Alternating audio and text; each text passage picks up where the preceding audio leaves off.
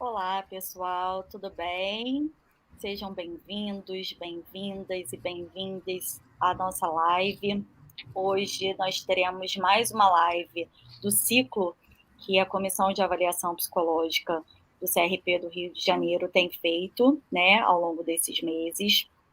Hoje vamos falar, o tema é perícia psicológica em varas de famílias. Primeiro eu vou fazer a minha autodescrição.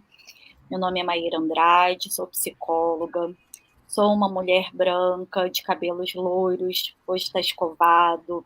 Atrás de mim tem uma parede com papel de parede meio bege, com 2 quadrinhos claros também. Tô com uma carinha de cansada pelo final do dia, mas faz parte, né. Então, pra gente iniciar, eu vou falar um pouquinho sobre o que fez a gente pensar nesse tema, né, a partir do nosso projeto de ciclo de lives. Pensamos em convidar a Andréia Calçada, que é psicóloga e vai falar mais a respeito, né, dessa perícia psicológica em varas de família. E a gente pensou esse tema um pouquinho sobre o 18 de maio, que aconteceu tem poucos dias, que é o Dia Nacional de Combate ao Abuso e Exploração Sexual de Crianças e Adolescentes, né. Essa data foi oficialmente determinada pela Lei 9.970 do ano de 2000, em memória à menina Araceli Crespo, de 8 anos de idade, que foi sequestrada, violentada e assassinada em 18 de maio de 1973.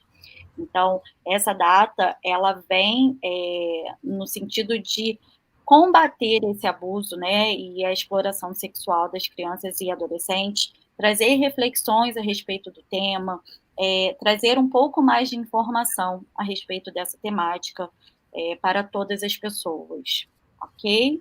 Então, nesse momento, eu passo a palavra para a Andréia Calçada. Um prazer recebê-la aqui no nosso evento. E ela vai falar um pouquinho sobre a experiência dela, né, vai se apresentar, e a gente vai trocando aqui conforme as perguntas de vocês forem chegando, ok? Seja bem-vinda, Andréia. Boa noite, é um prazer estar aqui no CRPRJ. Agradeço o convite, especialmente a Fernanda Pérez e a Maíra. E a ideia, então, é falar sobre a minha experiência. Mas antes eu tenho que fazer a minha audiodescrição, não é isso? Autodescrição. Autodescrição, tá. Então, a ideia inicialmente é fazer a minha autodescrição e depois eu vou começar a falar da minha experiência. Espero que eu possa contribuir à experiência profissional de cada um. Bom, eu sou uma mulher, tenho 53 anos, sou branca, uso óculos, o cabelo é castanho, eu estou no meu consultório, atrás só está aparecendo as portas brancas dos armários, né? Que é o que está aparecendo atrás. Eu estou com uma blusa preta com algumas tiras coloridas. Acho que é isso, tá? Bom, então vou começar a falar um pouco, que eu acho que isso é importante, falar um pouco da minha trajetória. Eu estou formada desde 1992, tá? Fui formada pela UERJ. E aí vou falar porque eu acho que é importante as pessoas entenderem a minha trajetória até chegar à questão da perícia psicológica em varas de família, que é o nosso tema hoje. Eu me formei em 1992 pela UERJ. À época, né, a psicologia jurídica ela era ainda bem embrionária, né? A Leila Torraca de Brito foi minha professora, né? Então era algo que estava muito embrionário e começando, e o Rio de Janeiro foi expoente nesse sentido. Eu me formei e com pouco tempo de formada eu fui trabalhar com uma equipe psiquiátrica, onde o psiquiatra era perito em vara de família. Isso lá eu me formei em 1992, foi mais ou menos 1994, 95. E ele já fazia uma coisa assim muito à frente do tempo, aquela época, que era o trabalho pericial em equipe, né? Existia uma visão interdisciplinar já naquela época. E isso foi algo até que foi parar na lei da alienação parental, lá em 2010, que falava da necessidade desse olhar multifacetado dentro das perícias, né? E aí nós já entrávamos com ele, né, fazendo essas articulações, né, ele como psiquiatra, as psicólogas, muitas vezes um fonoaudiólogo, um pediatra, né? Então era um trabalho já muito bacana. Então, o que aconteceu? A gente começou a perceber à época que nas perícias que nós fazíamos de vara de família, existiam algumas denúncias de abuso, né? Que nós, através dessas avaliações, começamos a perceber que aquelas acusações eram falsas. Dali saiu o primeiro livro da equipe sobre o tema no Brasil, que foi em 2001, que foi Falsas Acusações de Abuso Sexual, o Outro Lado da História. E aí, por que eu estou trazendo essa história? Porque eu acho que é importante, né? Que foi o meu primeiro contato com perícia.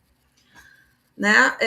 Depois, na verdade, para quem me conhece, sabe que eu comecei a trabalhar como assistente técnica, e eu não sei se as pessoas conhecem muito bem essas funções dentro da justiça, mas assim, o perito ele tem uma função diferente do que se chama um assistente técnico forense.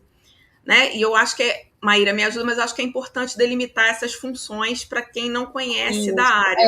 É bacana delimitar, porque às vezes a gente recebe alguns estudantes, né, que ainda não entende esse organograma. Exatamente. Eu dou curso de capacitação em perícia psicossocial e às vezes a gente faz até um teatrinho para isso, porque as pessoas elas querem visualizar, e visualizando fica mais importante. Mas aqui fica... o perito, na verdade, ele é indicado pelo juiz. Por exemplo, né, nas varas de família, a maioria dos temas, né, dos processos, eles abordam temas da psicologia que o juiz não tem alcance de conhecimento. Então, ele vai precisar de alguém, de um técnico especializado, que possa subsidiar as decisões dele. O magistrado vai precisar de um subsídio, embora ele não é obrigado a seguir o que está na avaliação, mas, na verdade, como ele não conhece sobre o tema, ele precisa de um especialista. E aí vai ser o especialista psicólogo, o assistente social, né, o engenheiro, e no nosso caso é o psicólogo. Bom, então ele vai ter alguém dito da confiança dele e ele vai indicar.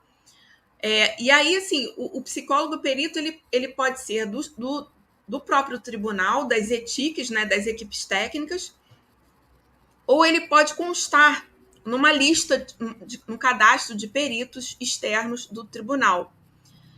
Eu comecei como perita de confiança e a gente teve uma determinada resolução em 2018 que todos os profissionais externos eles têm que estar cadastrados. Hoje em dia, inclusive, assim, como existe uma demanda muito grande de processos no tribunal, os profissionais das equipes técnicas estão trabalhando com os processos que se chamam de justiça gratuita, e esses profissionais externos estão trabalhando com as perícias que são pagas, são externas para poder desafogar um pouco o judiciário. Então, assim, o perito ele é indicado pelo juiz para subsidiar as decisões dele. Tá? Esse é o perito. O assistente técnico, ele faz parte da defesa das partes, né? Então, assim, nos processos nós temos, por exemplo, a mãe e o pai estão disputando, por exemplo, a guarda de um filho, né? Então, são as partes. Cada parte ela tem o direito, né? Como ela tem um advogado, de também ter um especialista, né, que faça parte da defesa dele. Na verdade, é um posicionamento parcial, óbvio, né? Ele é pago pelas partes, ele opta se ele quer ou não, se ele tem condições ou não de pagar aquele assistente técnico. Então, assim, são funções diferentes. Isso é importante, porque as pessoas fazem uma confusão, né, com relação à função do perito e do assistente técnico. Então, assim, e às vezes do psicólogo clínico. Então, a resolução 08/2010, ela veio justamente com o objetivo de fazer essa diferenciação, porque é uma confusão. E eu ainda hoje vejo, né, quer dizer, a resolução de 2010, eu ainda vejo psicólogo clínico que se propõe a ser assistente técnico dentro dos processos, dos processos. E isso não pode, isso não cabe, né? Então, assim, são coisas que, né, quem quer atuar na área, até quem não atua como psicólogo clínico e está sempre se deparando com situações dessas, né, de litígios familiares dentro dos consultórios, tem que ler a resolução 08/2010, né? Porque eu sempre digo, olha, você acha que está no consultório, você está quietinho fazendo o seu atendimento, você diz, não, mas isso não vai chegar no consultório, né? Não é isso, gente. Para quem trabalha com criança e adolescente, E é o que isso mais vai... chega. E é o que mais chega. E é criança que chega no meio de litígio parental, em sofrimento. Em algum momento vão dizer para você assim, fulana, eu preciso de um laudo seu, porque o meu filho tá indo para casa da mãe, da avó, do pai, do papagaio, do cachorrinho, e eu preciso de um laudo seu dizendo que não pode ir. Né? E aí você está entrando, né? E muitas vezes piorando um litígio, né? Que você não tem nem ideia do que está acontecendo. Então, voltando um pouco ao que estava falando, eu acho que a ideia era descrever a função do perito, do assistente técnico e do psicólogo clínico, que precisam ser bem diferenciados para que a gente possa atuar de forma ética e no sentido de ajuda às crianças e aos adolescentes, porque o nosso foco, né, e aí se fala muito nisso dentro do judiciário, embora isso muitas vezes se perca, é que nós precisamos olhar pelo melhor interesse das crianças e dos adolescentes. Então, entendo eu que, mesmo entrando como assistente técnica das partes, eu preciso olhar para o que está sendo feito ali naquele processo, né? E se eu puder trabalhar junto com um perito, com outro assistente técnico, no sentido de minimizar aquele litígio e olhar para aquelas crianças, aquele é o objetivo. Né? E aí, claro, o objetivo, se a gente tem uma criança envolvida num litígio parental, se é uma criança vítima de algum tipo de abuso, né? Esse precisa ser o nosso olhar. Bom, então, voltando lá para como é que eu me inseri, né? Como é que eu comecei a trabalhar como assistente técnica e comecei a participar de algumas questões, né? Que foi na construção e nas contribuições para a Lei da Alienação Parental, que entrou em vigor em 2010. Ela foi muito questionada, né, ainda é questionada com relação a algumas questões que eu vou falar um pouquinho adiante. Né? Ela até agora teve um substitutivo, né? Ela teve algumas melhoras, sim. E dali a gente teve outras leis, né, como a Lei da Guarda Compartilhada, que né, enfim, em 2014 saiu a Lei da Guarda Compartilhada como regra no Brasil. E todos esses momentos são importantes por quê? Porque no momento onde você surge com determinadas leis, muitos litígios se acirram, não é? E aí, assim, os litígios se acirram e, na verdade, nós estamos ali para tentar trabalhar com o que muitas vezes está em situações muito graves, né? É claro que nós entendemos que o ideal é que existissem políticas públicas, programas preventivos para que crianças que sofram em termos de litígios parentais ou que sofram com os abusos intrafamiliares, né, e extrafamiliares, existisse essa prevenção, mas a questão é que a prevenção, ela os trabalhos preventivos são reduzidos e muito do que vai para o judiciário acaba caindo na mão das perícias. Né? E o que eu posso dizer para vocês é assim, que ao longo desse tempo todo trabalhando nessa área, minha forma de olhar para a perícia psicológica, ela veio se modificando muito ao longo do tempo. A gente vai ganhando experiência, a gente vai estudando e que não acaba nunca, né? A gente vai trocando ideia, a gente vai fazendo supervisão, a gente precisa fazer psicoterapia. Então, o que eu entendo hoje da perícia, e aí eu vou falar um pouco de forma mais detalhada, assim, a perícia psicológica em vara de família, ela precisa ser algo desenvolvido de forma muito artesanal, né? Cada processo é um processo, né? Então, enquanto perita, o que acontece? Eu recebo, né, a intimação lá para poder ler o processo, né? No caso, né, dar os honorários da perícia, saber se eu quero pegar aquele processo, se eu quero avaliar aquele processo, né? E poder dar andamento a essa perícia. Então, assim, essa questão do artesanal é só para poder dizer para vocês assim, que cada processo é um processo. A gente vai ter que se aprofundar em cada etapa dessa avaliação, tentando entender o que se faz necessário para que eu possa compreender da melhor forma possível, da forma mais ampla possível, o que está gerando aquela demanda, né? Na maioria das vezes, os processos que eu recebo são processos de guarda, né, onde existe uma disputa de guarda de filhos, né, processos de convivência. Então, por exemplo, hoje em dia não se chama mais visita, né, a gente fala em convivência. Então, são pais normalmente disputando a guarda, processos de convivência, processos onde existe acusação de alienação parental, processos onde existem acusações de abuso físico, sexual e psicológico. E aí eu queria só que vocês imaginassem a delicadeza, né, desse tipo de avaliação, né? Nós estamos ali para compreender e avaliar essa dinâmica, e essa dinâmica, em sua maioria, conflituosa. E se não tivermos cuidado, né, nós entramos nessa dinâmica podendo insuflar esse conflito, quando, na verdade, estamos ali para observar e avaliar aquela dinâmica. Então, essa sutileza, essa delicadeza, ela vai ser direcionada a partir do momento que nós começamos a realizar essas entrevistas. Na verdade, nós começamos essas entrevistas a partir do autor, né?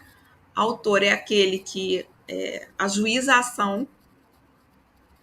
Então, vamos marcar inicialmente a entrevista com o autor ou autora do processo, da ação, e, em paralelo, já agendo a entrevista com aquele que hoje em dia tem se mudado o termo, mas que seria o réu da ação, né? E a gente tem o requerente ou requerido, que são termos mais novos que têm sido utilizados, que tira esse peso do termo de réu, né? Então, na verdade, para dar os honorários, eu já li o processo, mas, assim, eu na verdade, quando eu começo as entrevistas, eu tento me desconectar um pouco do que eu li no processo para poder ouvir a história daquela pessoa, né? Eu peço sempre para que ela me diga assim, olha, eu queria que você me trouxesse um relato cronológico dessa história. E aí eu peço uma cronologia dos fatos, desde o relacionamento, né? Como é que eles se conheceram? Né? Eu faço uma linha do tempo com datas, né? Para entender como é que era aquele relacionamento, quantos anos as pessoas conviveram, como que elas se conheceram, se as famílias se conheceram, em que momento aquele ou se não houve relacionamento, né? Porque muitas das vezes você tem situações assim, como eu peguei um processo outro dia, onde as pessoas, né, o homem e a mulher tiveram uma relação sexual e dali surgiu um filho, né? Então, assim, por isso que eu tô falando, cada caso é um caso. Então eu peço essa linha do tempo, essa cronologia dos fatos, e vou evoluindo nessa compreensão com essa pessoa de como é que ela vivenciou, né, aquela relação, como é que ela vivenciou uma separação, se foi o caso de uma separação, como é que foi essa separação, se foi consensual, se foi litigiosa, como é que foi a convivência com os filhos no caso da separação, se alguém impediu, se não impediu, em que momento surge algum tipo de acusação, né? Porque nesses processos as acusações elas acontecem com uma certa frequência, né? E muitas vezes o juiz, né? Porque o que acontece? Nós, enquanto peritos, o Maíra só me disse se está dando para acompanhar Tá o assim. meu Eu queria raciocínio. só pontuar uma coisa, né? Uhum. Quando você falou que você chama as duas partes. É muito importante as pessoas entenderem essa questão, né? Uhum. Porque eles acham, principalmente quem nos procura, né, para fazer essa avaliação, eles acham que a gente só vai ouvir o lado de quem está contratando esse serviço. Mas a imparcialidade, inclusive, que nós precisamos ter, vem a partir de ouvir as duas partes, de entender, né, os dois lados. Isso é muito importante. Não é porque um está contratando o serviço que eu só vou ouvir ele, porque não existe a verdade absoluta. Existe o ponto de vista de cada um, né? E o foco, na verdade, é o foco dessa criança e esse adolescente, o sofrimento que ele está naquele momento, Sim, né? sim. Então, ouvir as duas partes é importantíssimo. E para Sim. quem não trabalha ainda com avaliação, quem quer trabalhar com isso, quem se interessa pelo tema, é de suma importância entender que esse é o nosso papel, porque muitas das vezes já aconteceu da avaliação ser suspensa pela parte que me procurou, porque não queria que eu ouvisse o outro lado, Uhum. Sim, sim, sim, né? E sim, aí a sim. gente precisa explicar que o nosso papel é esse, que nós estamos regidas, né, e regidos por resoluções profissionais, né, e pelo código de ética que direciona esse nosso trabalho. Então, achei Uhum. bem bacana você pontuar dessa forma e só quis mesmo acrescentar. Sim, sim. E aí eu entendo assim, óbvio, né? Porque antigamente até os peritos do judiciário antigamente, eles também, às vezes, surgiam avaliações que não ouviam as partes, né? Então, assim, o perito é obrigado, isso não tem nem questionamento, né? Às vezes, o que, que acontece? Como assistente técnico da parte, né? Como eu falei antes para vocês, às vezes eu posso até fazer uma avaliação, por exemplo, da criança como assistente técnico, mas eu tomo sempre o cuidado de dizer que a avaliação é da criança, né? E coloco lá embaixo que é um laudo parcial, não conclusivo, tá? Que aquilo é da criança e que aquilo vai precisar ser olhado pelo perito da justiça. Então eu tenho sempre esse cuidado, né? E assim, dentro da clínica, eu sempre vou ouvir, a não ser que a pessoa se recuse a vir, mas na clínica eu vou sempre ouvir as partes para fazer uma avaliação, né? Então, assim, é importante delimitar essas funções, né? Que mesmo que eu faça como assistente técnico uma avaliação, ela é parcial, não conclusiva. Tá? Então, assim, são questões que eu entendo que nós, enquanto psicólogos profissionais, temos que ter todo cuidado, né? Porque muitas vezes eu vejo aí o psicólogo clínico, às vezes ele entra num lugar complicado, porque ele está atendendo uma criança, aí ele não chama a outra parte, aí dá um laudo conclusivo, quando na verdade o contexto é totalmente diferente. E aí ele se prejudica enquanto profissional e prejudica a criança e a família. Né? Então, por exemplo, eu tenho um processo que eu sou assistente técnica E assim, a genitora teve um surto psiquiátrico. E aí acusou o pai de abuso físico. Aí ela pegou essa criança e fugiu. Fugiu. Fugiu. E aí a psicóloga, no outro estado, deu um laudo de abuso pelo pai, sem nunca tê-lo ouvido. E assim, ela não aparece para as perícias no judiciário, né? Ela tá surtada. E aí, assim, houve determinação do juiz para visitação monitorada, não era nem monitorada. Ela não aceita, foi feita tentativa de busca e apreensão, ela fugiu pela janela com a criança, descalça. A criança não vai à escola.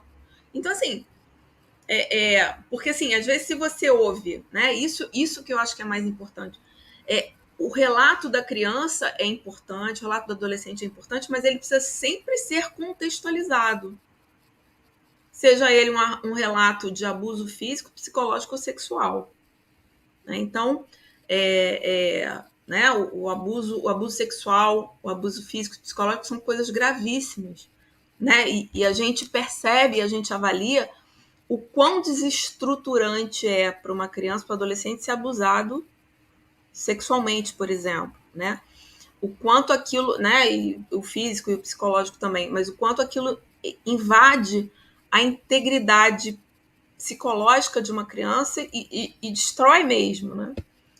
Mas, assim, é importante que numa perícia, esse contexto, principalmente em vara de família, porque o que acontece? Por exemplo, com relação às acusações de abuso sexual, nós temos estatísticas internacionais e temos uma estatística até brasileira que isso é importante, que em litígio familiar, as acusações de abuso sexual, elas giram, né, dentro das acusações de abuso sexual, as falsas denúncias giram em torno de 30% a 40%. Né? Nós temos que é até a Valéria Maria Magalhães, que é do CRP 0 Recife, é 08, né? 02, acho que é 02. Ela tem uma pesquisa em vara de família. Não os números. Acho que é 02.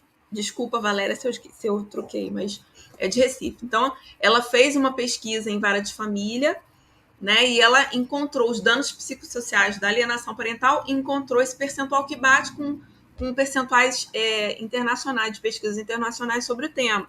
Então, assim, se você sai desse nicho litígio familiar, é claro que as acusações reais de abuso elas são bem maiores. Mas são coisas que, dentro de litígio, porque assim, a questão das denúncias de abuso, elas podem ocorrer por as falsas denúncias podem ocorrer por diversas questões. Existem parâmetros de diagnóstico diferencial para falsa denúncia. Porque, assim, uma pessoa pode fazer uma falsa denúncia, mas aquilo não ser intencional, por exemplo. Alguém pode ter se preocupado com o relato de uma criança e ter denunciado. Vocês concordam? Tem umas perguntas aqui que eu acho que cabe agora, Tá bem. Andréia. Vamos lá. A Keller Vieira, né? Ela coloca aqui, até como assistente técnico, eu preciso ouvir as duas partes.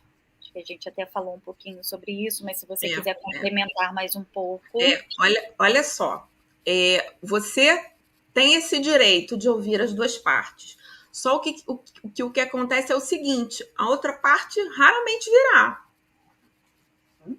Olha só, gente, a gente está trabalhando num litígio. Assim, você pode até convidar, mas o advogado da outra parte vai dizer, não, você vai no assistente técnico, né? Eu acho até que seria bacana, mas isso raramente acontece, a não ser que o juiz determine, como eu já vi em processo, não comigo, mas já vi o juiz determinar que houvesse, assim, que uma parte fosse o assistente técnico do outro, entendeu? Mas você pode sim, tem o direito de ouvir, mas isso raramente acontece, tá?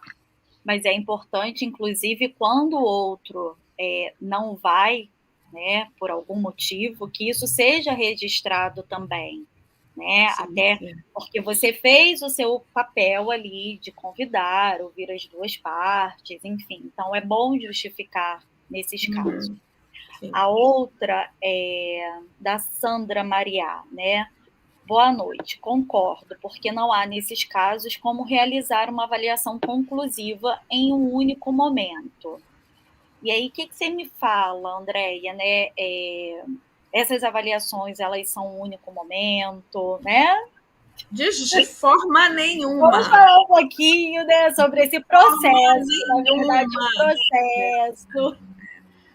Assim, isso é uma questão, assim, né? O próprio tribunal, ele está muito assoberbado e, às vezes, assim, eu já tive até profissional do tribunal, assim, que faz, né, faz entrevistas 1, 2, 3 e depois encaminha para o perito externo, que ele tem mais disponibilidade de tempo para fazer. Olha só, em um único momento, nunca. Né? Olha só, normalmente, aí você, claro, é o que eu falei, assim, você vai fazendo artesanalmente, mas normalmente cada parte vai ser entrevistada 3, 4 vezes, o que for necessário, enquanto eu, perita, tiver dúvida. E é claro, olha só, Andréia, você sempre tem uma hipótese conclusiva, uma hipótese conclusiva é ótimo, mas você tem sempre uma hipótese diagnóstica, você tem sempre uma conclusão. Olha só, às vezes as situações são tão delicadas, né, que nem sempre você vai ter certeza do que você está colocando. Então, assim, você vai descrever uma dinâmica, né, vai dar indicadores, né, mas, assim, algumas situações elas são muito claras, né? Então, ali eu vou ser firme naquilo que eu vou colocar, porque eu vou dar sugestões e vou falar do que eu estou observando, vou falar dos indicadores, né? Mas, assim, nunca é um momento só, né? E aí eu aplico o teste psicológico, tá? Porque, na verdade, eu entendo que toda avaliação psicológica ela é uma grande costura, né? A velha colcha de retalhos. Detalhes, assim, e na verdade, antes de trabalhar na área jurídica, eu dou curso de psicodiagnóstico desde 98, né? Então, essa coisa do psicodiagnóstico sempre me fascinou. A avaliação psicológica sempre me fascinou. Né? E eu trabalhava antes com outro tipo, né? Com psicodiagnóstico. E aí, assim, a gente traz o psicodiagnóstico também para a perícia, né? Porque você tá ali avaliando. Então, assim, ela é uma coxa de retalho, como a Maíra falou, e ela é uma grande costura, né? Você vai, a cada etapa desse processo, você vai levantando hipóteses diagnósticas e você vai costurando, você vai pegar um fio condutor que se repete, né? Ou coisas que sobressaem, e aí sobressaem questões, e aí você vai investigar um pouco mais, né? E outra coisa, são as partes, muitas vezes eu chamo avós, tios, babás, vou à escola, entro em contato com profissionais que assistem aquela criança ou aquele adolescente ou aquela família, porque aí você vai costurando, né? E aí daqui a pouco você vê uma colcha, né, de retalhos costurada e diz assim, gente, isso é que eu acho mais fascinante. Caramba, né? E aí, assim, é claro que o olhar do perito ele é diferente do olhar do psicólogo clínico que faz o psicodiagnóstico, né? Porque o perito, ele obrigatoriamente, né, além de ter que ouvir muita gente, ele precisa ler os autos, ele precisa ler os documentos que estão no processo. Isso é um diferencial, né? Porque lá no processo, né, nós temos provas, né? Então, às vezes tem provas muito contundentes que precisam, e aí assim, diferente do psicólogo clínico, as provas fazem parte, os autos fazem parte dessa costura, né? Então, nós temos provas, às vezes, assim, que são cabais, e aí você vai ter que confrontar, e aí o nosso viés perito também é de confrontar. Assim, mas o que aconteceu nessa situação? Né? O que aconteceu? O que você acha que seu filho está dizendo que você, né, botou a mão no genital, né, na genitália dela? Por quê? O que você acha? Né? Olha só, tem uma foto, né? E aí você vai avaliando e compreendendo melhor o que está acontecendo ali, né? Como muitas vezes, né? Uma falsa denúncia, às vezes, ela é mais fácil de ser, de vir à tona do que um abuso sexual. Muitas vezes ele é difícil de ser diagnosticado, né? É uma coisa, às vezes a criança, o adolescente tem vergonha, né? É uma coisa que você vai precisar de mais tempo para compreender, né? Provavelmente ela já passou por delegacia, né? Então, assim, esse contexto ele vai dar base, vai dar segurança para que o perito possa se posicionar, né? De sugerir, né? Nós não entramos como pequenos juízes, tá? Inclusive a resolução anterior falava sobre isso. Nós não estamos ali para dar determinações judiciais, mas é claro que nós estamos ali para avaliar aquela dinâmica, né? Avaliar as pessoas envolvidas, avaliar as provas dos autos e dar sugestões dentro do possível, né? Porque nós estamos ali com o olhar, né, pelo melhor interesse da criança e do adolescente, né? Então, nós vamos ter que entender também, né? E aí isso é uma outra história, né? Longa, que aí eu acho que a gente não vai ter tempo. É porque, assim, na verdade, nesses anos todos de trabalho na área pericial, né? Quer dizer, quando eu comecei, não existia quase nada, né, gente? Então, assim, o que acontecia? Uma criança dizia uma briga, um litígio familiar horroroso por guarda, por pensão, por ali, e aí uma criança de repente dizia: meu pai botou a mão na minha perereca. Desculpe o termo, mas quando a gente trabalha nessa área a gente tem que falar sobre isso. E aí, assim, ia-se a delegacia, esse pai era afastado, e aí eu falo de pai porque a época que eu comecei a trabalhar, né, a maioria das guardas ainda eram maternas. Eu não estou falando por uma questão de gênero, estou falando por uma questão de poder, né? Isso vem se modificando ao longo do tempo. Então, assim, essas crianças eram ouvidas de qualquer forma, né? Hoje nós temos, né, pela briga de nós profissionais envolvidos na área, né, nós temos o que se chama de depoimento especial, escuta especializada, que é uma escuta bem cuidada, é uma oitiva bem cuidada da criança, né, onde se tem uma forma adequada de abordagem, sem sugestionar, sem direcionar a resposta. Então, às vezes, a criança já passou por aquilo, então está tudo no processo, né? Mas dentro da perícia a gente vai ter que avaliar essa criança também. E nós vamos ter também que ter cuidado com essa abordagem, né? Uma criança abusada sexualmente, ela vai ter toda uma dificuldade muito grande, uma vergonha em sua maioria, né? Então, nós vamos ter que ter todo um cuidado nesse sentido. Vamos ter que avaliar as pessoas envolvidas, aquele que está sendo acusado, né? Então, é um trabalho muito delicado, né? Tem mais algumas perguntas aqui. Vamos lá. Ana Carla Gomes, ela pergunta, né? Qual forma correta, então, em casos de suspeita de abuso? Ouvir o possível abusador? Olha só. Em perícia, sim. Em perícia, sim. Se você tá no consultório e chega alguém com essa acusação, você pode falar do que você avaliou da criança e vai dizer que aquilo é parcial. Principalmente quando existe um litígio em família. Tá? Porque senão você... Aí, de novo, olha a questão. Se você diz que houve o abuso, você pode dizer que existem indícios, né? Mas que aquilo é parcial. Uhum. Né?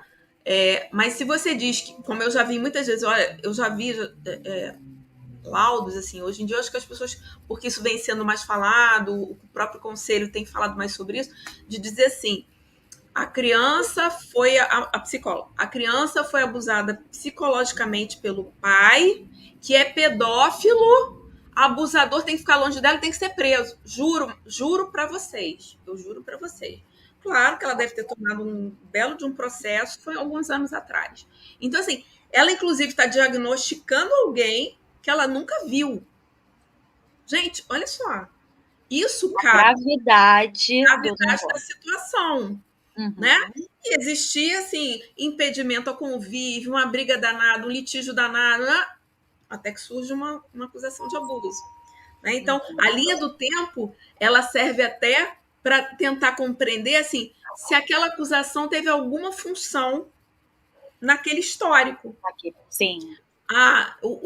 Por exemplo, a parte não fechou os alimentos, não fez uma divisão patrimonial, houve um pedido de guarda compartilhada, né? Houve alguma questão ali, né? E aí surge uma acusação de abuso. Que muda completamente o percurso daquele processo. Exatamente. Então, assim, para vocês terem ideia, né? Eu tô trocando os nomes e os sexos, tá? Tô fazendo uma perícia e aí assim, a pessoa viveu com a outra 20 anos.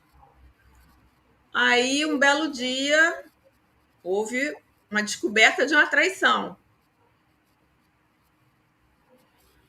Houve uma recusa sexual da parte. E aí, em determinado momento, surge uma acusação de abuso. E aí você pergunta para a pessoa, mas isso cabe na pessoa que ela diz que ele era ótimo, que o casamento era muito bom, que a convivência hoje, mesmo monitorada com a pessoa, da criança com a pessoa, é excelente. Aí eu pergunto, mas cabe isso? Ah, não sei, ela falou, né? É assim. Uhum. E foi assim, nesse descaso, entendeu? Ah, não sei, ela falou, né? Pois é.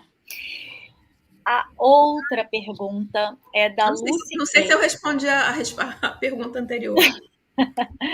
Da Lucy Queira. Ela pergunta, né? Qual o prazo previsto para entrega da avaliação realizada pelo perito? Isso é um problema. Bom, olha só. Normalmente o juiz, quando manda, ele manda assim, que é o laudo em 30 dias. Gente, inviável, né? Aí eu acho que o juiz já manda um 30, porque sabe que a gente vai pedir extensão de prazo. Nunca. Até porque, olha só, nós precisamos de tempo para digerir aquilo. Eu tô com uma perícia que é uma situação tão grave, né? De abuso psicológico, assim, alienação parental grave. E não sei se vocês sabem que alienação parental é uma forma de abuso psicológico. Só que abuso psicológico às vezes é invisível, então as pessoas acham que é menos pior.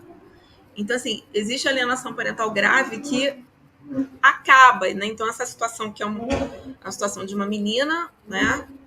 O pai faz o abuso psicológico gravíssimo, coloca ela contra a mãe e a menina se corta. Então, assim, fiz muita entrevista, né? Com os pais, com o familiar, com a menina. E aí, assim, eu preciso de tempo a digerir até para fazer a sugestão, né? Então, assim, 30 dias nunca. Agora, eu entendo que, assim, para mim, o prazo, né? Acho que a lei da alienação parental fala em 90 dias. Eu acho que agora falam, assim... Então, eles pedem 30 dias, mas, assim, eu entendo que um prazo bom são 3 meses. Até porque tem todo esse processo, né? Da costura ali, de Da entender costura. todos os contextos. Exatamente. A gente não tem nem como determinar, vão ser tantos encontros, ou vai ser assim ou assado, porque cada atendimento, ele leva a gente para determinados caminhos também, né? Então, é importante a gente falar sobre isso. Não existe uma receita de bolo. Não. Né? E assim, cada entrevista, principalmente as entrevistas iniciais, são assim, 1h30, 2 horas de entrevista, é um parâmetro diferente. E o que acontece? A gente precisa fazer o laudo pericial depois, que precisa ser mais detalhado, né? Porque vocês sabem que a gente faz o laudo pericial. Existe uma coisa que, para eu não esquecer, existe o que a gente chama de quesitos. Os quesitos são feitos pelas partes. E aí, no caso, se houver assistente técnico, é o assistente técnico que vai fazer os quesitos. O que são os quesitos? Os quesitos são perguntas para que o perito responda. Então, assim, o assistente técnico vai fazer com que o perito olhe para onde ele quer que ele olhe. Então, ele vai direcionar aquele olhar, porque o perito é obrigado a responder os quesitos. Então, além do laudo pericial, nós temos que responder os quesitos. Então, gente, é uma coisa muito trabalhosa, né? Então, assim, a gente precisa de tempo. E aí, assim, se você passa muito do tempo, porque antigamente eu via a perícia levando, assim, um ano e meio. Gente, um ano e meio a criança cresceu, o abuso continuou, a alienação continuou. Aí a coisa se perde, isso é um absurdo, né? Então, eu entendo que esse prazo de 2, 3 meses, né, tem que ser, senão nós somos intimados tacitamente pelo juízo a entregar o laudo, né? Então, assim, e a gente tem que dizer, olha, excelência, precisamos de ampliação de prazo, porque ele dá um mês, mas ele sabe que a gente não vai entregar em um mês, entendeu? A Ana Carla pergunta aqui, é muito complicado determinar se há alienação parental ou suposto abuso? Olha só, isso vai de caso a caso, né? Aquela alienação parental sutil, às vezes é difícil mesmo, viu? E outra coisa, eu trabalho quase sempre em perícia com uma assistente psicóloga, tá? Que dois, né, duas cabeças e 2 olhos e 2 corações, né? Olham e pensam e sentem, né, de forma diferente. É uma pessoa que está mais afastada enquanto eu tô interagindo. Uma alienação parental sutil também é difícil, tá? Mas assim, aí a gente tem as provas, a gente tem da mesma forma que o abuso, né? Muitas vezes é difícil, sim. Mas se você olha esse contexto, né? Do histórico da pessoa, daquela que está sendo acusada, você fez avaliação, aplicou testagem, né? Se você, né, que tipo de relações ele mantém anteriormente em outros casamentos com outras pessoas, né? Então, assim, de novo, olha, é aquela costura. Não é fácil, não é fácil, tá? Mas assim, infelizmente, a gente tem até casos noticiados, né, de repetição de comportamento nos abusivos, né? relacionamentos, né, com... Exatamente, exatamente. E aí, assim, a gente tem que fazer, por isso que a avaliação tem que ser ampla, né? Então, assim, o caso de uma adolescente que eu estava, né, avaliando, e assim, tem todo um histórico, né? A pessoa tinha visto acesso dele a site pornográfico infantil, né? Eu acho que a pessoa deu uma ele abriu um surto psicótico, e aí ele saiu deixou a filha de 12 anos começar a beber, e ele começou a esconder, sair para beber com essa criança. Olha, só disso já é uma forma de abuso, né? E aí ele bebia muito com essa menina, e aí um dia não voltaram para casa, ele foi para um motel e fez sexo oral com ela. E aí você tinha todo esse contexto, entendeu? E aí fora o relato da pessoa, da adolescente, entendeu? Então, assim, mas assim, são coisas, né? E nós temos sempre que ter o cuidado de termos. Isso eu sempre falo, sabe? Assim, Maíra deve ter mais perguntas, mas só para terminar. Eu sempre falo nas minhas palestras assim: você, profissional, que trabalha com esse tipo, não trabalha com criança e adolescente, ou trabalha com abuso, ou trabalha com. Você está bem trabalhado com relação às suas questões internas e suas questões familiares? Você tem histórico de litígio na sua família?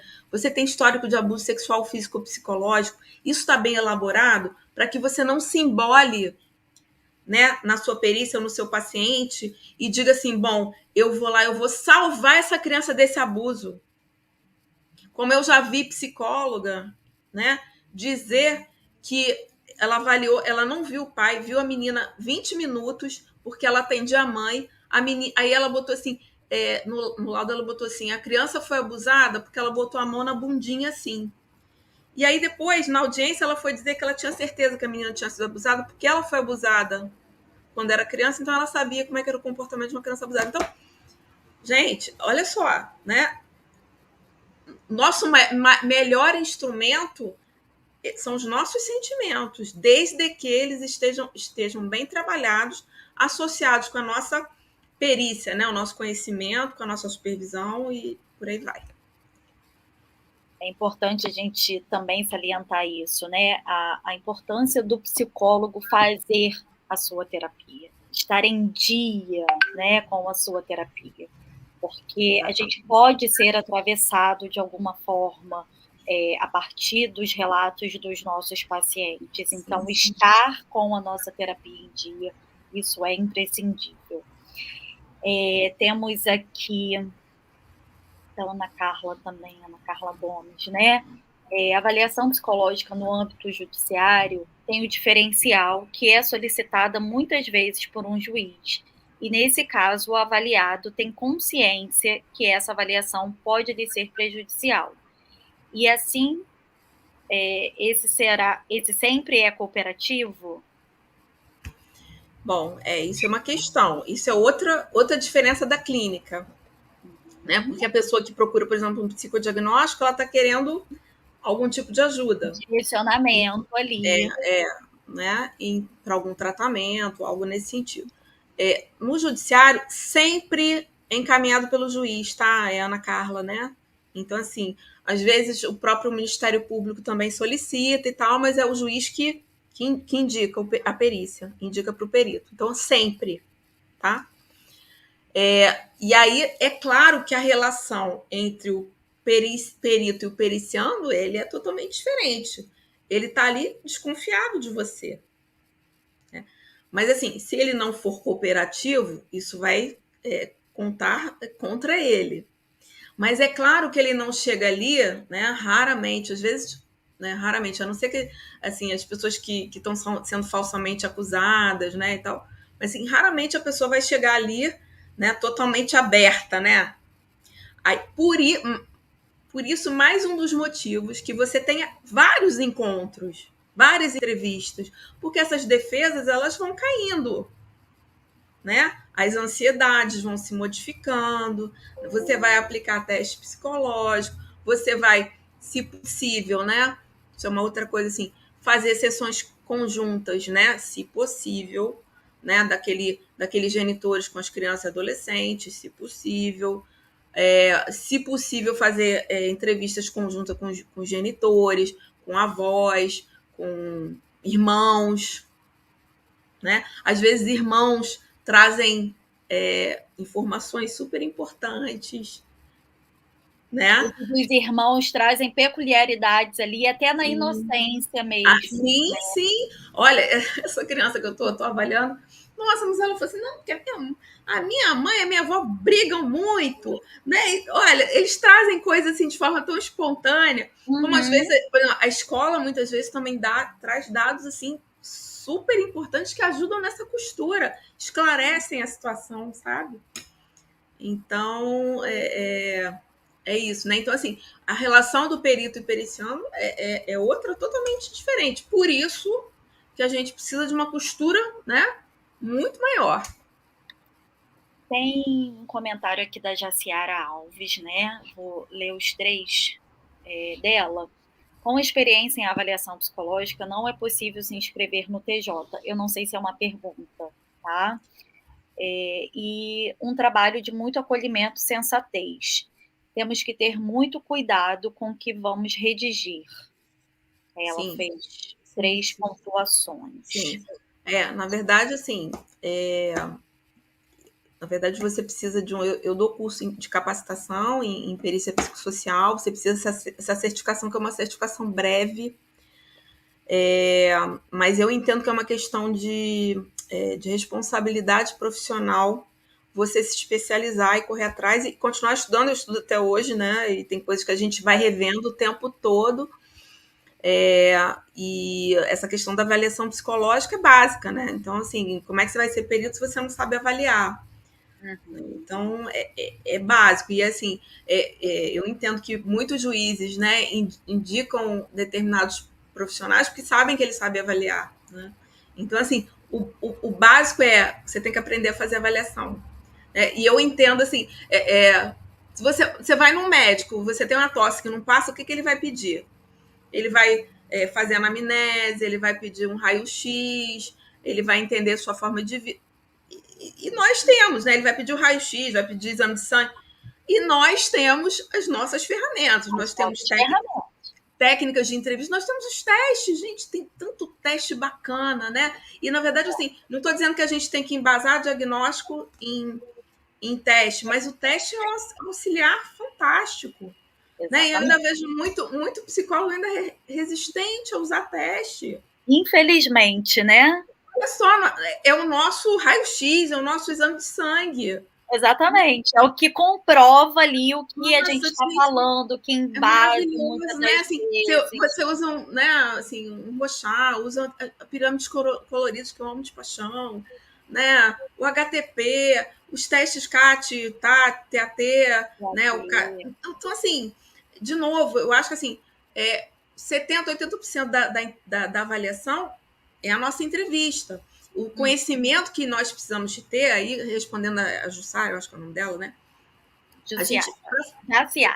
Jaciara. Eu entendo que o perito ele precisa ter conhecimento de desenvolvimento normal e patológico, né?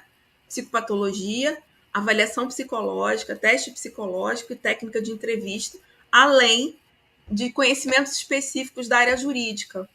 Porque, assim, você precisa entender o que é abuso, você precisa entender o que é alienação parental, você precisa saber do que é uma guarda, né? Uma guarda compartilhada, convivência, né? E principalmente na atualidade. Então, assim, é muita coisa, mas, assim, olha lá, gente, eu comecei em algum lugar lá atrás, né? E eu fico me reavaliando, estudando, tentando me atualizar o tempo todo, né? Para que eu possa atuar da melhor forma possível, né? Então vamos lá. Emanuela Cruz, né? Ela fala: boa noite. Como adentrar na perícia judicial? Qual o caminho das pedras?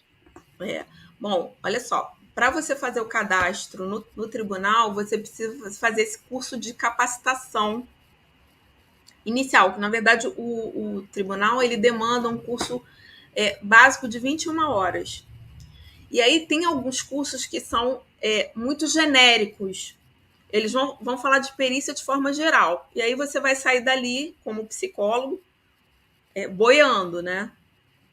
Então, assim, não estou querendo fazer curso, propaganda do meu curso, não. A gente fez um curso de capacitação específica em perícia psicossocial. Ele é um curso de capacitação em perícia judicial específico para psicólogos e assistentes sociais, né?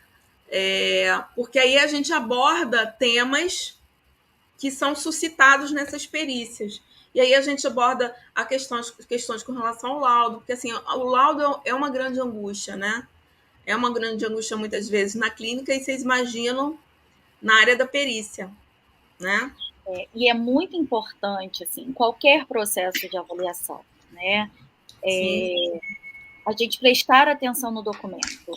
Eu sou colaboradora em uma comissão de instrução da COI, que é a Comissão de Orientação e Ética, né? A comissão que recebe os processos éticos, onde a gente ali avalia, né? E a gente tem todo um processo, né? Igual um processo jurídico. A gente tem todas essas etapas de analisar a denúncia, em alguns momentos chamar as partes para entender o porquê daquela denúncia, né? E muitos dos nossos processos éticos, infelizmente, são por má elaboração de documentos. Nós, psicólogos, temos, né, a possibilidade de elaborar parecer, relatório, atestado médico, laudo, mas existem documentos que eles são resultados de avaliação psicológica. Nem todos os documentos que nos é permitido emitir, eles provêm de uma avaliação, mas toda avaliação psicológica, ela resulta em um documento. E esses documentos, eles precisam ser padronizados, eles são regidos pela resolução, né, de elaboração de documentos psicológicos, em que a gente precisa seguir aquela padronização. A gente precisa comunicar de forma clara, objetiva, com embasamento teórico, né? Então, independente de ser uma avaliação pericial, toda avaliação psicológica, ela resulta num documento, e a gente precisa ter muito cuidado de que forma a gente vai comunicar esse resultado, né? Porque esse resultado, essa comunicação, ela leva a decisões que impactam na vida de diversas pessoas, Dessas né? Acho pessoas. que a Andrea falou brilhantemente aqui, essa questão que a gente precisa entender o contexto dessa família, dessa criança, trazer relatos de todas as pessoas, ou o máximo de pessoas que têm um relacionamento com essa criança e esse adolescente, né, que convive de certo modo, a escola, outros profissionais, como fono, terapeuta ocupacional, né, professor, explicador, enfim, que pode trazer de alguma forma uma partezinha, né, um retalhozinho para essa colcha que é o nosso documento final. Acho que era só um complemento, Andréia. Não, mas foi ótimo, foi ótimo. E é assim, é seguir a resolução 06/2019 mesmo para elaborar isso, né? Exatamente. Tem aqui, né, da Eline Muniz. Acho que é demarcar, né, as diferenças do perito judicial para as demandas que surgem para os profissionais no SUS em situações de litígio em família, acusações de abuso sexual, psicológico, demanda de alienação parental, né? Então, essas diferenças, acho que é isso que eu entendi. Existem as diferenças? Para as demandas que surgem para o profissional. Ah, sim, sim, situações.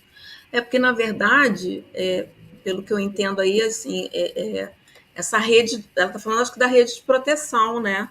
Sim. Então, assim,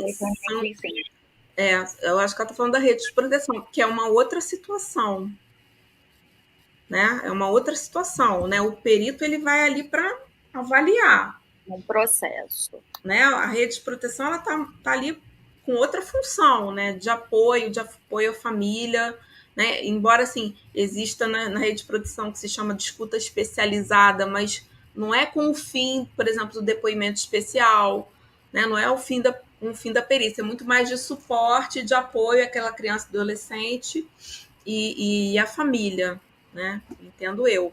Tá? Porque aí é outra confusão, né? Porque existiu até uma época aí uma outra confusão, porque aí o judiciário estava pedindo laudo para o pessoal, né, da rede de proteção. E olha. Não tem. Cada um no seu quadrado. Cada um no seu quadrado, exatamente. A Lu Siqueira pergunta aqui, né, se você faz grupo de supervisão. Olha só, gente. Eu atualmente não faço porque eu não tenho nem tempo, não. Às vezes tem pessoas que me procuram para supervisão individual, entendeu? Mas quem quiser, assim, né, me acha nas redes sociais, eu tenho cursos e tal, se quem quiser aprofundar aí o tema, mas grupo de supervisão no momento eu não tenho, não. Ana Carla Gomes, né? Em um caso de possível abuso, pode-se recomendar afastamento provisório como prevenção até que se elucidam tudo para, na dúvida, proteger esse menor? Sim, olha só, eu acho que eu ia falar sobre isso em algum momento, mas eu falo tanto. Deixa eu te falar. Quando eu comecei a trabalhar, o que acontecia? Uma acusação de abuso, seja qual ela fosse, terminava em afastamento. E os meus primeiros clientes, assim, da época, ficaram, assim, 7, 8, 9 anos sem ver filhos. Aí, o que vocês acham que acontece? Acabou, né? Acabou a relação de pais e filhos depois desse tempo todo, né? E aí, vocês imaginam que depois desse tempo todo, né, houve uma injustiça e houve uma denúncia falsa. Então, o que a gente conseguiu, né, com a briga dentro do judiciário e com a acusação com essas acusações, se consegue hoje que se tenha visita monitorada ou acompanhada, seja lá como se fala.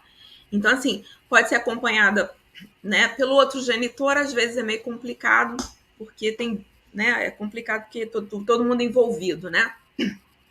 Então, às vezes se colocam babás, já vi psicólogo, né, acompanhando, né, ou alguém da família que é um pouco mais neutro, um pouco mais equilibrado, né, até que se possa investigar, porque, claro, A gente não sabe se aquela acusação é falsa ou não, né? Se aquilo é real ou não. Né? Então, assim,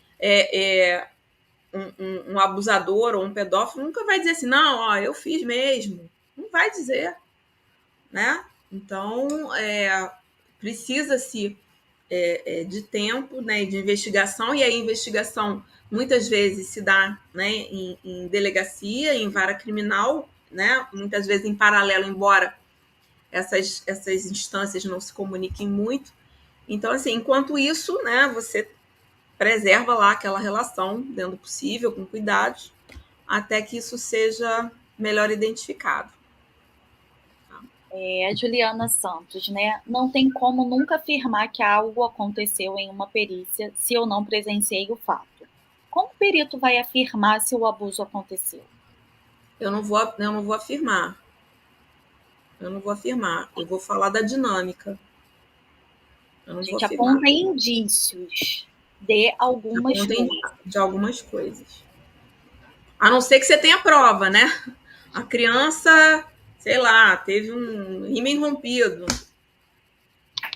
Mas olha, até essa situação, gente, é um negócio tão complicado, né? A gente já teve situação, assim, eu era assistente técnica, da pessoa que acusou falsamente, acusou 2 vezes, na terceira ela dopou a criança, abusou da criança para reafirmar a falsa denúncia. Então, assim, agora, tem situações onde existe, o abuso aparece, né? Agora, assim, tem muitos outros que não, né? Sexo oral, por exemplo. Como é que você. Então, você vai falar da dinâmica, você vai falar de indicadores. É muito delicado, viu? É muito delicado. Uma E olha só, linha muito é muito tênue, né? a não ser os casos, assim, uma alienação parental. Tem coisas que vêm muito na cara, entendeu? O Uhum. abuso que é muito evidente, né? Então, mas assim, às vezes é linha tênue mesmo, e não sou eu que vou dizer, eu não presenciei. Uhum. Natália, Silvana, Ana Carla estão pedindo seu contato para os cursos. Olha só, é mais fácil vocês me acharem nas redes sociais, né? O meu Instagram é Andréia com I, calcada.psi. E eu tô no Facebook também, como Andréia Calçada. Então, acho que é mais fácil as pessoas, até para acompanharem, né, as minhas postagens de Trabalho, curso, né, meu trabalho, para conhecer melhor o meu trabalho, entendeu? Aí eu acho que fica até mais fácil. Achei bacana aqui para a gente já está caminhando para o final, né? Tem a pergunta aqui da Keller. É possível realizar atendimento das partes de modo online? A gente estava falando de atendimento online antes de entrar, né, Andréia? Olha só, gente, isso, o Keller, isso foi que durante a pandemia, né? E saiu até uma recomendação do CFP, porque durante a pandemia, como é que ia fazer, né? E aí o tribunal, assim, tudo se acumulou muito, assim, eles ficaram muito sobrecarregados mesmo, porque eles faziam rodízio, né? E aí, assim, a grande maioria dos processos são casos graves. E aí, concordo plenamente com o CFP e aquela nota técnica, eu acho que foi maravilhosa. Assim, você podia fazer as entrevistas online, mas você não podia emitir nenhum documento conclusivo, né? Gente, e com criança e adolescente não podia mesmo, né? Então ficou tudo. Vocês imaginam a quantidade de processo que ficou acumulado, né? Para poucos profissionais. Então, na verdade, assim, eu em perícia não faço nada online. Pode ser que em algum momento eu precise de uma complementação das 3, 4 entrevistas que eu fiz. Aí eu até posso fazer. Mas assim, eu quero ver, eu quero olhar, eu quero ver o olhar da pessoa, eu quero ver o gestual, eu quero, né? Aí eu não sei se é porque tenho 53 anos das antigas, né? Então, eu sou mais novinho, mas eu acho que assim, não dá, gente. Eu não consigo. Criança, adolescente, assim, nem dá, não é possível, né? Isso não corrobora, né? Então, mas às vezes, por exemplo, você precisa falar com algum familiar que mora fora do estado. Ok. É uma entrevista buscando informações, entendeu? A tecnologia ela veio de alguma forma, né? A gente já era possível fazer atendimentos online, né? Regidos por resolução do CFP, mas a pandemia nos deu maior visibilidade para esse trabalho. Então, o atendimento online, através de tecnologias da informação, ele facilita algumas coisas, né? E antes da gente entrar nessa live, coincidentemente, eu e André estávamos falando sobre isso, que de alguma forma, a partir do momento que ela facilita algumas coisas, ela também deixa de perceber algumas peculiaridades do atendimento, né? Que no atendimento presencial a gente consegue perceber um comportamental de uma forma muito mais rica, né? Que vai trazer um subsídio maior até durante esse processo de avaliação. Então, é claro que utilizar o atendimento online quando não há outra possibilidade, ele vai ser usado, mas que não seja só dessa forma, né? Porque a gente e o próprio CFP nas suas resoluções também fala sobre isso, né? O quanto que é importante também os atendimentos presenciais. Então, que tenha esse bom senso, esse equilíbrio de entender a importância, né, e a necessidade de cada caso, de cada atendimento.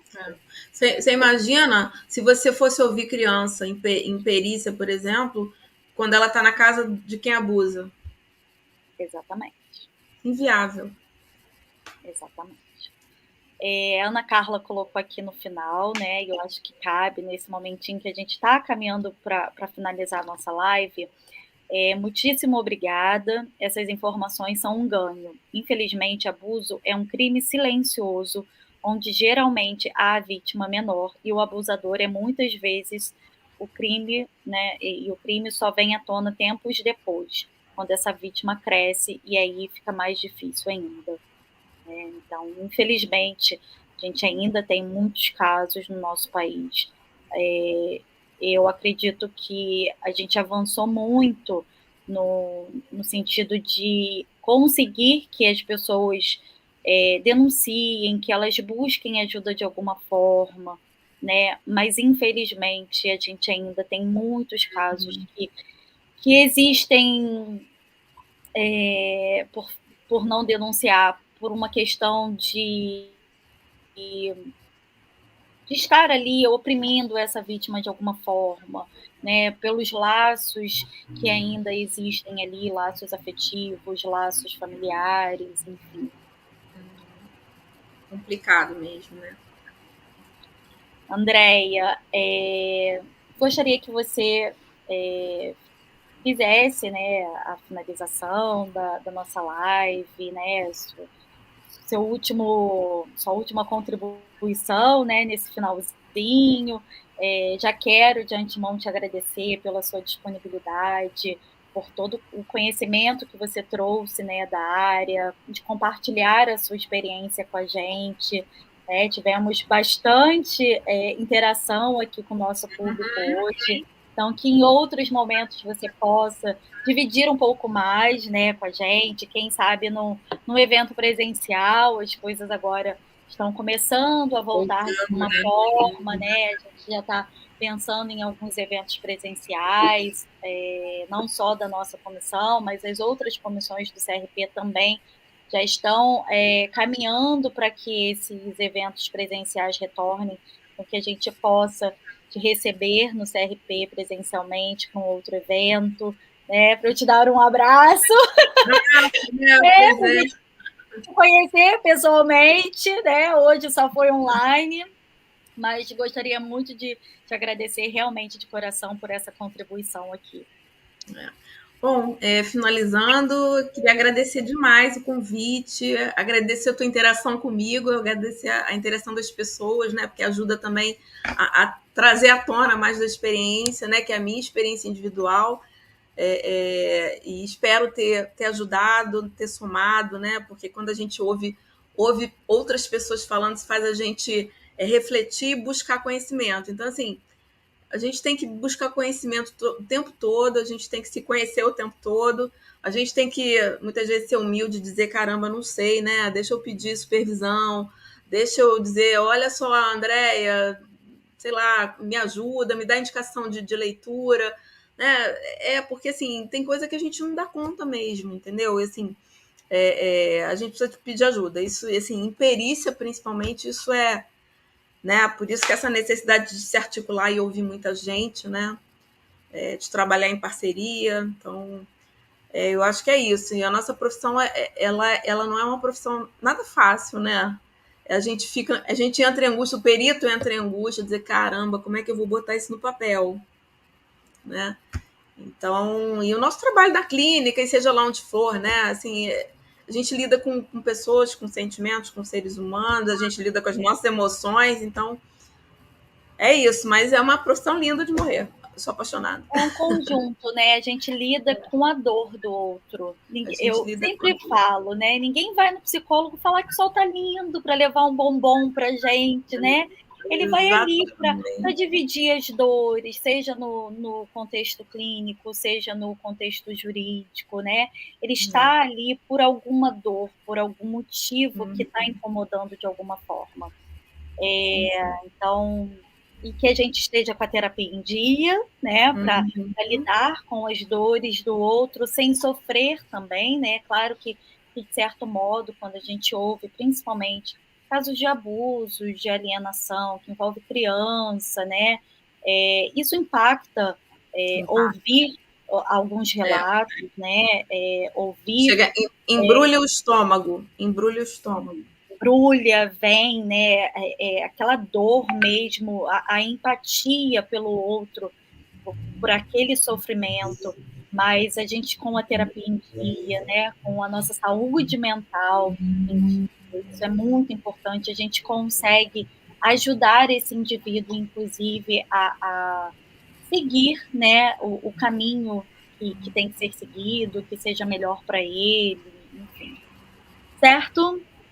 Andréia, mais uma vez, muito obrigada. Quero agradecer a todas as pessoas que participaram, que dividiram aqui de alguma forma esse momento com a gente também. Quem ainda vai assistir posteriormente, né, a nossa live. Falar que a Comissão de Avaliação Psicológica continua com esse projeto e a gente vai continuar divulgando as próximas lives, então fiquem ligados aí nas nossas redes sociais, Facebook, Instagram, YouTube, que não só a comissão de avaliação, mas todo o CRP, né, tem divulgado diversos eventos super bacanas aí para dividir experiências com a categoria, tá bom?